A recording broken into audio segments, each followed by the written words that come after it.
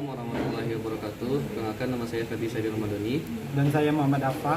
Saya Anissa Zahra. Baiklah, pada video ini saya akan menjelaskan tentang percobaan ketiga, yaitu pengendali dari motor.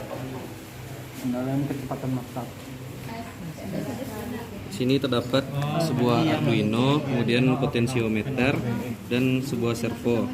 Nah, di sini untuk Arduino-nya itu pada pin 9 di sini terhubung ke output dari servo.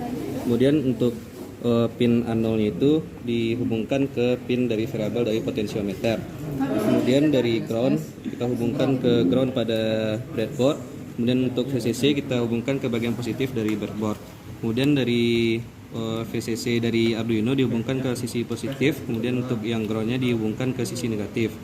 Kemudian lanjut ke program.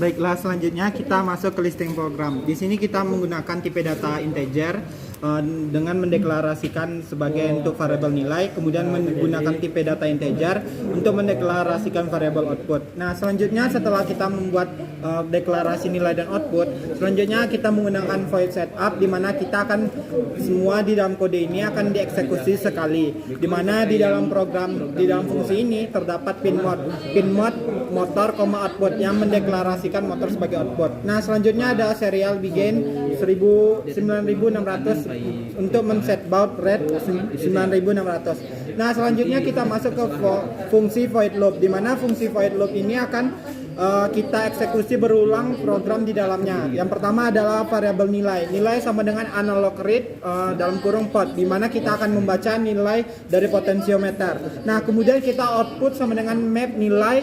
0,1023,0,255. Nah, di sini kita akan memetakan di mana nilai ini yang awalnya rentang dari 0 sampai 1023 menjadi 0 sampai 255.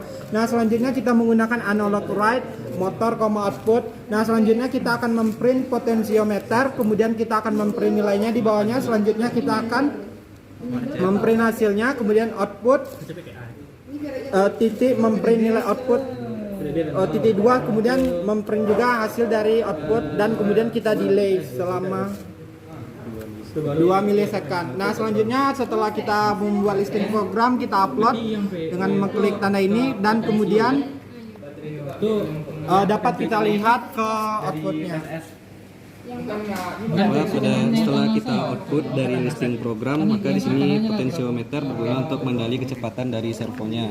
Ketika kita tambahkan, maka servonya akan berputar melawan dari arah jarum jam. Kemudian jika kita kurangi dari potensiometernya, maka dia akan searah dengan jarum jam. Nah, dari sini dapat terlihat juga bahwa adanya pengaruh duty cycle, di mana apabila kita semakin kecil duty cycle-nya, maka kecepatan motor akan semakin lambat, dan apabila duty cycle-nya semakin besar atau dalam persennya semakin besar, maka kecepatan motornya akan, atau di sini kita menggunakan servo, akan semakin cepat. Sekian hasil dari praktikum percobaan ketiga. Maaf bila terdapat kesalahan. Terima kasih. Assalamualaikum warahmatullahi wabarakatuh.